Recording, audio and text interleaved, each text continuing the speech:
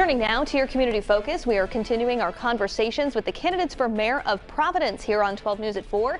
And today I'm joined live in studio by Gonzalo Cuervo. Thanks so much for being here. Thanks for having me, Kim. So let's start with the basics here. For those at home who might not know, who are you, and in 60 seconds or less, why do you think you should be the next leader of the capital city? Well, Kim, Providence is a fascinating city. It has a lot of talent, a lot of great institutions, a lot of good things going for it. But there are far too many families in our city that are hurting. They're suffering. They're struggling with housing insecurity. They're struggling with lack of economic mobility, and they're struggling with the poor quality of our schools. And the challenge is that these issues not only impact those families, they impact everybody. They impact our businesses. They impact the economy. They impact the city's ability to deliver city services effectively. So I'm running for mayor because I believe that we can tap the talent and the resources and the institutions and the know-how in our city to turn this situation around and to really invest and to move the city forward and to bring back some of that pride that people should be feeling about their city by creating opportunities for families, by investing in our youth, investing in our neighborhoods, and keeping our streets safe and clean, and doing what cities should be doing to build up their communities and ensure that they have a prosperous future. I've been a community organizer in my youth. I've owned a small business on the south side. I've held key administrative positions both in the city for more than a decade and later at the State House as Deputy Secretary of State. And throughout my career, both in the community and in government, I've learned to bring people together, to find common solutions, to find common ground in order to solve problems. And now that I'm running for mayor, I want to bring these skills and these experiences to the position, and I'm confident that we'll be able to make changes because there are a lot of people that want to partner in the mayor's office who not only knows how to run the city, but understands the community at a granular level and really cares about it. You mentioned trying to solve some problems. I think one of the biggest problems plaguing the capital city right now is arguably the gun violence. We've been talking about this a lot, and with the other candidates for mayor. What is one concrete step you would take if you're elected mayor to solve this ongoing problem?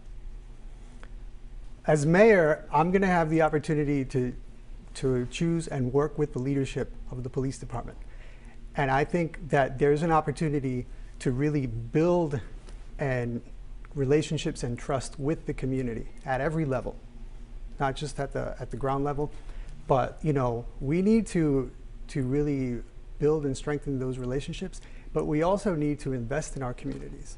We need to invest in our youth. We need to invest in the local economy. We need to invest in mental health services.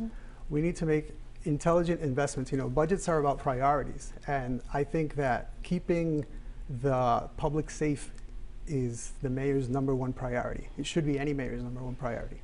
And speaking about the police department, Providence Mayor Jorge Elorza has enacted a somewhat controversial policy that could potentially see the firing of multiple police officers who refused to get the COVID-19 vaccine. Do you agree with that policy? Well, I think vaccines are a good idea. I'm vaccinated, and I think everybody should get vaccinated.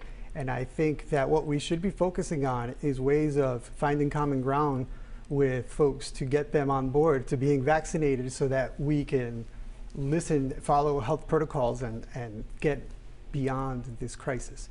And I think what's happened in this particular case, it became kind of a political conversation that moves beyond the realm of the actual conversation. I don't think there was ever immediate concern about terminations. It seemed like they were talking more about progressive discipline.